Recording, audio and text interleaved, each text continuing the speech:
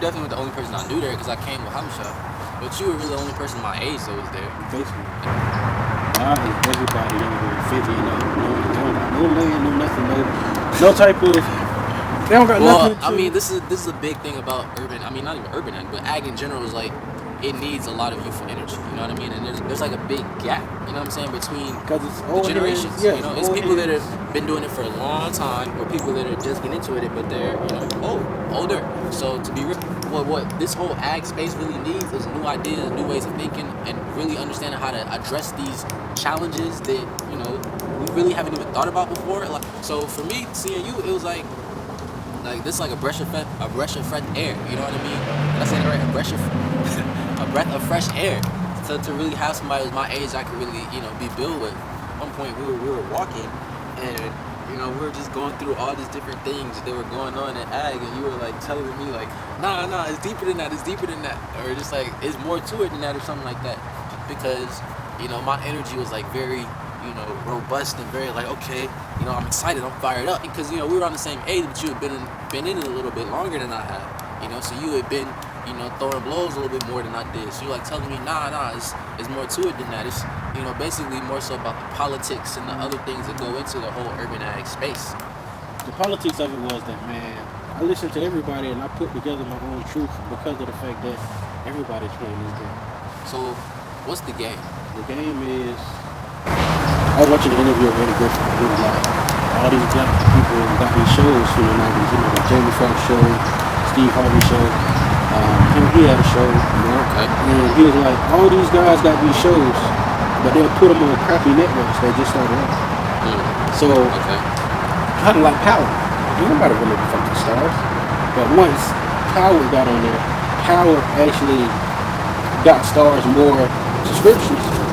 Not saying stars gonna do that to Power, but I'm just saying back then, once they started building these networks bigger because of the popularity of the show, they cancel the show and sell the network. Because it's like they stop it. Pump and dump. Yeah, like they call that the pump and dump. Like this shit increased, boom. Hey man, let me go on. This shit wasn't shit when I got it, but this shit $1 million. Here you go, you can have it. My situation was, I'm working for an urban ag organization, and I ended up leaving that job and decided to move in a way that was more in alignment with what my vision for growing actually is, which is really creating a food system that's gonna be sustainable for people, So, one day out the blue, I still didn't have a phone at that point. I pulled up to the urban farm he was working at the time, and told you what the deal was. I had just left, and really we started, I felt like we really started rocking and rolling from there. Most important is waste management. People always allude to the Indians on how they never waste anything. They use everything had a purpose.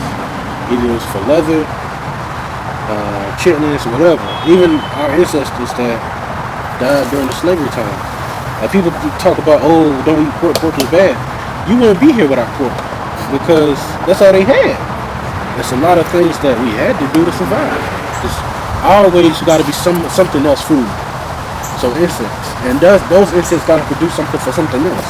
Right. So those insects can feed livestock. Right. So basically like a closed loop system. In indigenous cultures, and really what I see us having to move back to, is a system where everything is closed loop. There is no waste. That's not even the concept. It's no waste. The output from one system becomes the input for the next. The manure from animals can be composted and used in gardens. So you can take horse manure, right? You can put that directly in a garden bed. Or you want to get fancy with it, you take that horse manure, you put it in a worm farm, feed it to the worms, let them go at it, you know what I'm saying? You take the worm castings that come from that, now you have a garden fertilizer feed that's 5-10 times more nutritious, more rich. Then you take those worms, feed it to a fish in an aquaponics setup, right? So now you get the worms go to the fish, you eat the fish, take the fish waste, give it to the plants. So there's pretty much all kind of different ways we can combine systems to really, make it so there's no waste. It's all recycled, it's all sustainable. One of the main things we started off with was being able to create a system where people can go directly from labor to food. People love to volunteer and be a part of urban ag because it looks cool, or it's a trendy thing, or they want to flex on Instagram. But in order to create a sustainable food system, it has to be something that we can actually do to not only engage culturally, but also to literally feed ourselves. So to actually create a system where we could go from, oh, I'm putting X amount of hours on this farm, I'm getting X amount of produce in return for that. Right. And the reason why the labor thing is so big is because as a grower, the compensation of being a grower is you get everything in abundance. Even like this pecan tree right here. Just one tree can produce almost about 20,000 pounds of pecans. So that's why I say it's so much abundance in the law of nature of how things operate. So that's why when we do create a system that the labor can compensate for the currency. Now things change. Now the tables turn. Now that I don't have to wait until my next paycheck, I can just free up my schedule. Let's talk about that a little bit more, and really the commercial aspect of growing as an extension of the conversation from going from labor to food, labor to harvest, is the fact that we're building a system where we're not trying to profit from selling food directly. So there's no competition.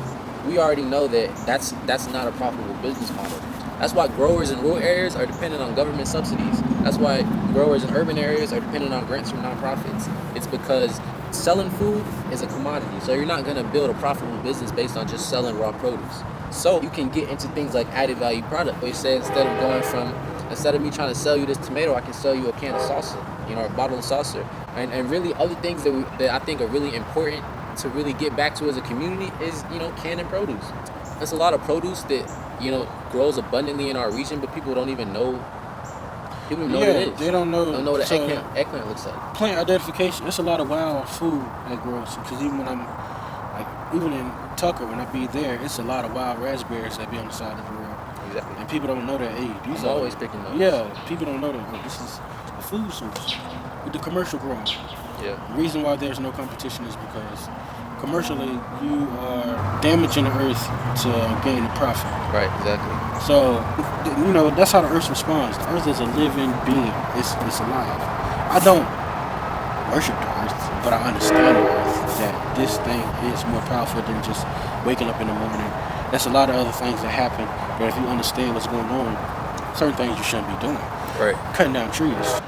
But I can say for one grown tree like this, eats almost 60 million pounds of carbon dioxide a year. Really, you have two things that are literally working against each other, that are literally screwing everybody. Is the fact that, in this one hand, you have all this fossil fuels being burned that are continuously contributing to the heating of the earth. On the other hand, you have growing population, which leads to more mass production of agriculture and more deforestation. So literally the trees that are sequestering the carbon that y'all are letting off, that we're letting off into the atmosphere, y'all are gonna cut them down to feed more people, and it's just like a vicious cycle. This, dang, what's 10 years from now gonna really look like? Because every time you turn around, they're knocking down a forest to build a complex. They keep building all these complexes. Now, one thing I can do respect about Atlanta is, if you cut down a tree, you gotta have a permit. I'm not a tree hugger to where I love trees. It's just the fact I understand what trees do to the body of humans. So they collect the waste that we put out, and we collect the waste that they put out. Right. The offsprings of trees, the fruit that they bear, the oxygen that they produce. So Right. why would we cut all that off just to gain $1? Because let's just be real, we grow a lot of food. A lot gets wasted. That's my main point. A lot of food get wasted in America. Over 9 billion pounds of food a year get wasted.